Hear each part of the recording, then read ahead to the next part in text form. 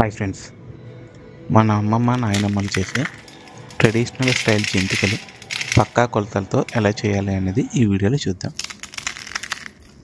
3 గ్లాసులు రేషన్ బియ్యం కడిగి ఎండబెట్టుకోండి. దానిలోకి ఒక అర గ్లాసు మినపప్పు, అర గ్లాసు పెసరపప్పు. ఒకవేళ మీకు పెసరపప్పు నచ్చకపోతే దానికి బదులు శనగపప్పు తీసుకోండి. ఒక గుప్పెడు పుట్నాల పప్పు, ఒక గుప్పెడు సగ్గుబియ్యం. ఈ 4 కలిపి ఓ మూకుడులో వేసుకుని నూనె వేయకుండా ఒక 5 నిమిషాల పాటు సిమ్లో పెట్టుకుని వేయించుకోండి. అవి చల్లారిన తర్వాత మెత్తగా పిండి ఆడించుకోండి.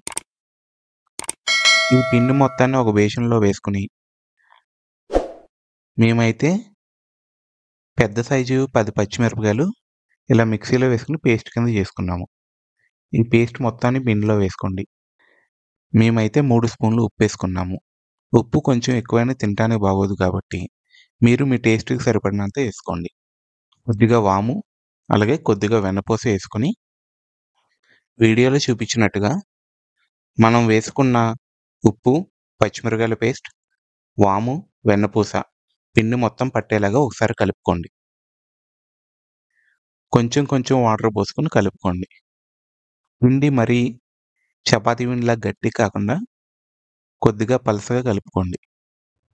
పిండి మరీ గట్టిగా ఉంటే జంతికలు కూడా గట్టిగా ఉంటాయి. అందుకని కొద్దిగా పలసగా ఇలా కలుపుకోండి. నెక్స్ట్ మూకుడులో ఆయిల్ పోసుకుని ఆయిల్ వేడెక్కిన తర్వాత జంతికలు డైరెక్ట్గా వేయకుండా ఇలా గరిటె మీద వేసుకోండి. ఇలా గరిటె మీద వేసుకుని ఒక్కొక్క జంతిక వేసుకోండి. ఇలా మూకుడి నిండా వేసేసుకుని ఇవి కొద్దిగా వేగిన తర్వాత నిదానంగా ఒక్కొక్కటి తిప్పుతూ ఉండండి. జంతికలు ఇలాగా ఆయిల్ అడుక్కి వెళ్ళిపోయి ఉడుక ఆగిపోయిందనుకోండి, అప్పుడు అవి వేగిపోయినట్టు అర్థం. వాటిని నిదానంగా ఒక్కొక్కటి తీసేయండి. నెక్స్ట్ మళ్ళీ ఇంకో వాయి కూడా సేమ్ ఇందాక ఎలా వేస్తారో అలాగే వేసుకోండి.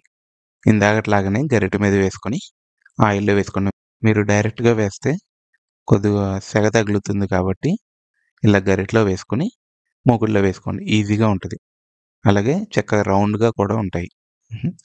ఇవి కూడా కొద్దిగా వేగిన తర్వాత మళ్ళీ ఇలా తిప్పుకుంటూ ఉండండి. 2 పక్కలు సమానంగా వేగుతాయి.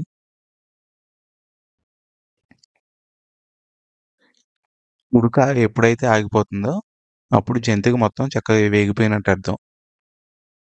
అప్పుడు ఎమ్మటే ఇంకా మీరు గరిటె పెట్టి మొత్తం అన్ని తీసేసుకోవచ్చు. ఈ వీడియో మీకు నచ్చినట్లయితే లైక్ చేయండి, షేర్ చేయండి, అలాగే సబ్స్క్రైబ్ చేసుకోండి.